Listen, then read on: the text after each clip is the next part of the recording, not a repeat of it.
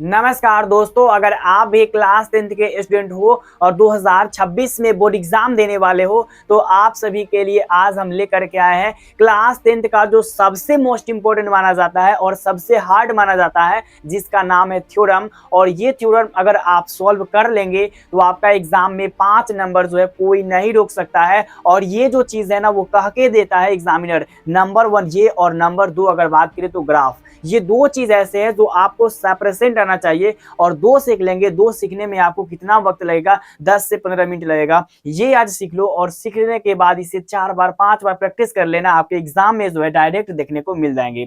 तो चलिए आज हम समझाने का प्रयास करते हैं कि थ्योरम जो होता है ना कैसे बनाया जाता है और एकदम इजिली तरीके से समझाएंगे।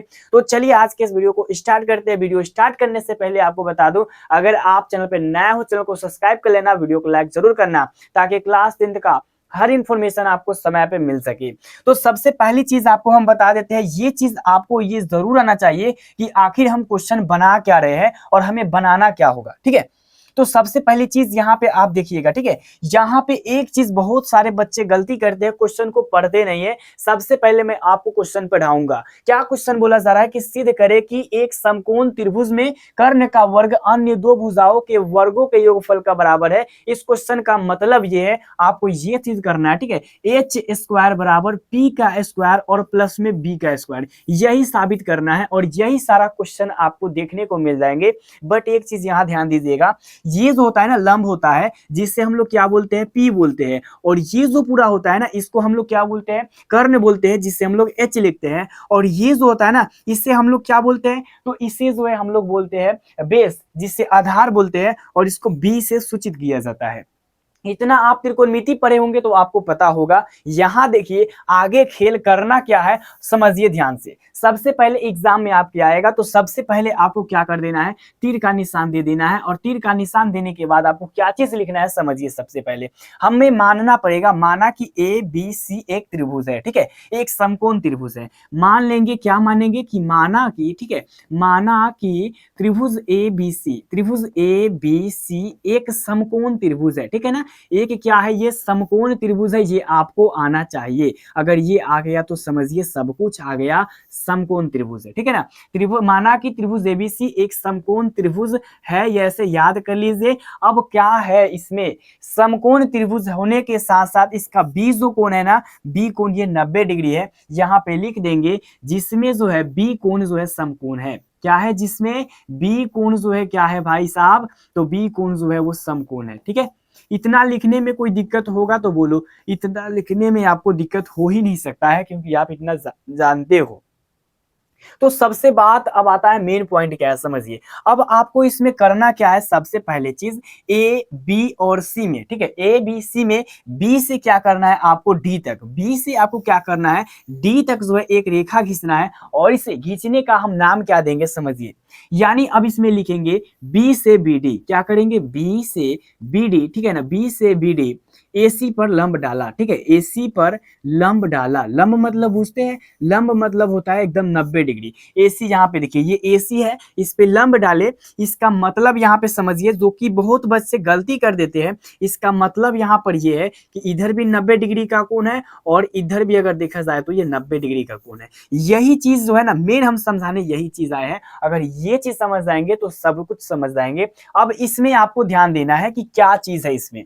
सबसे पहले चीज आप ये जानते हैं कि ए बी और सी एक क्या है? त्रिभुज है, इतना जानते हो। और एक और देखो यहाँ पे ए बी और डी एक त्रिभुज बना। अगर आप इसे इस तरह से देखिएगा तो ये भी जो है एक समकोण त्रिभुज आपको दिखेगा। इतना छोड़ करके देखो, ये और ये देखो, ये पी हो गया, ये बी हो गया और ये एच हो जाएगा। उसी टाइप से जो है अगर इसको अगर हटा दीजिएगा तो यहाँ पे बी सी और डी जो है आपका क्या हो जाएगा? एक त्रिभुज हो जाएगा, जिसमें ये आपका हो जाएगा बी पी और ये एच हो जाएगा।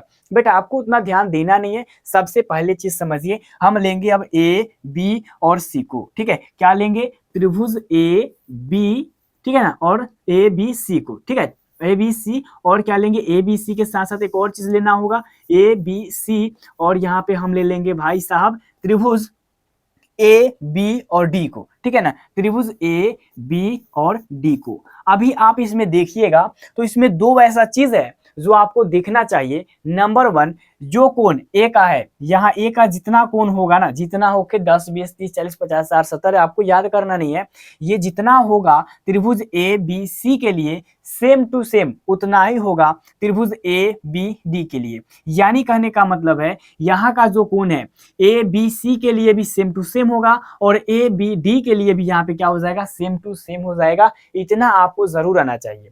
तो हम क्या देखेंगे कि त्रिभुज ए बी सी में जो कोण बी ए सी, अब यहाँ पे समझिए कोण बी ए सी हम लिखे, इसका मतलब है कोण ए जो बीच में रहता है वही कोण का मान होता है, ठीक है। तो कोण बी ए सी मतलब कोण ए और बराबर है किसके, कोण बी ए डी के। क्या समझे, बी ए डी के। ये बात समझ आई या फिर नहीं, नहीं आई? देखिए यहां पर भी कोण ए ही लिखे हैं और यहां पर भी कोण ए ही लिखे हैं, बट ये किस एंगल से लिखे हैं, तो ए बी सी के एंगल से लिखे हैं और ये किस एंगल से लिखे हैं, तो ए बी और डी के एंगल से लिखे हैं। ये एंगल समझ आया, ये समझ आ गया होगा कि कौन बी ए सी कहाँ लिखे हैं और कौन बी ए डी क्यों लिखे हैं।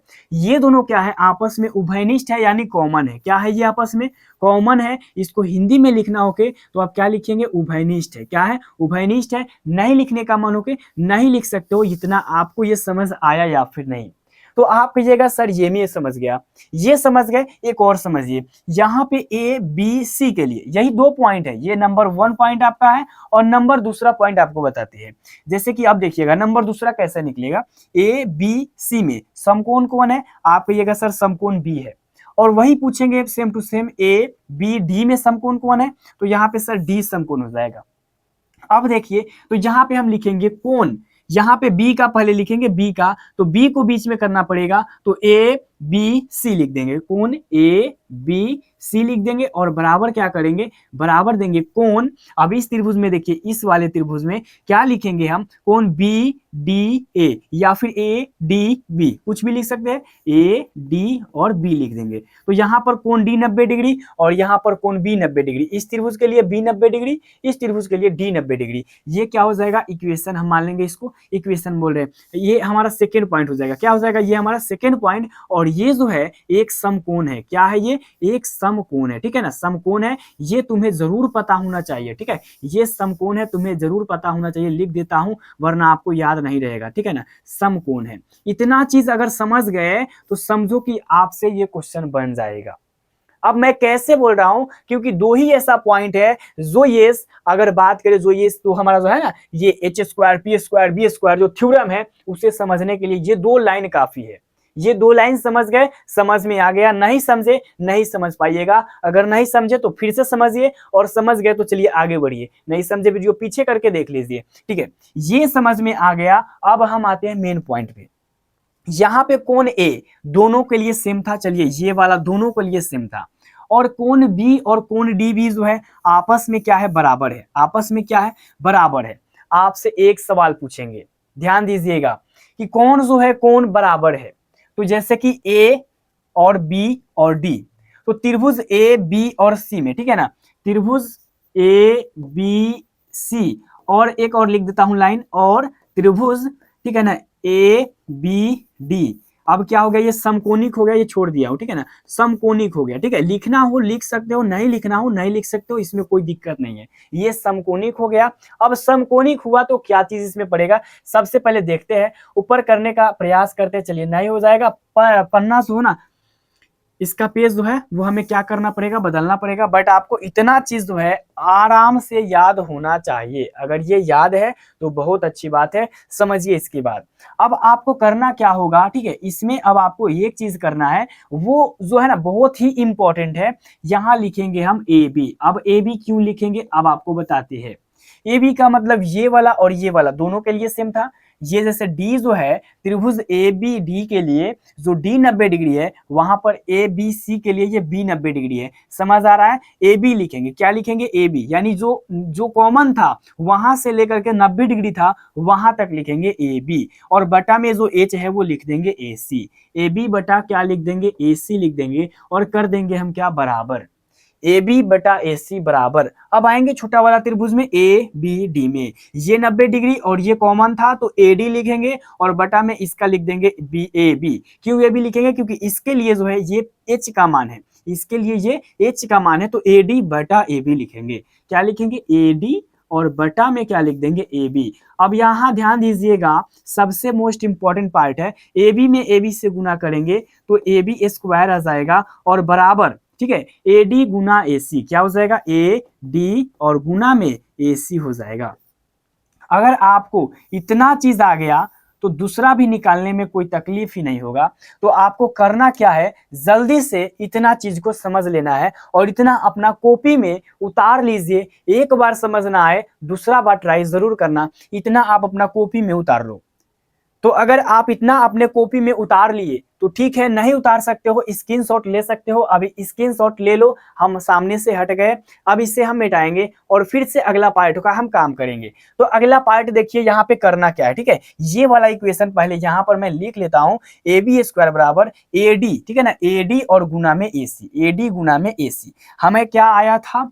AB स्क्वायर बराबर AD और गुना में क्या था? AC। इतना चीज हमें क्या था, एक मालूम इक्वेशन से पढ़ा है। किस किस से पढ़ा है? तो हमें ये पता चला है ABD और त्रिभुज ABC से।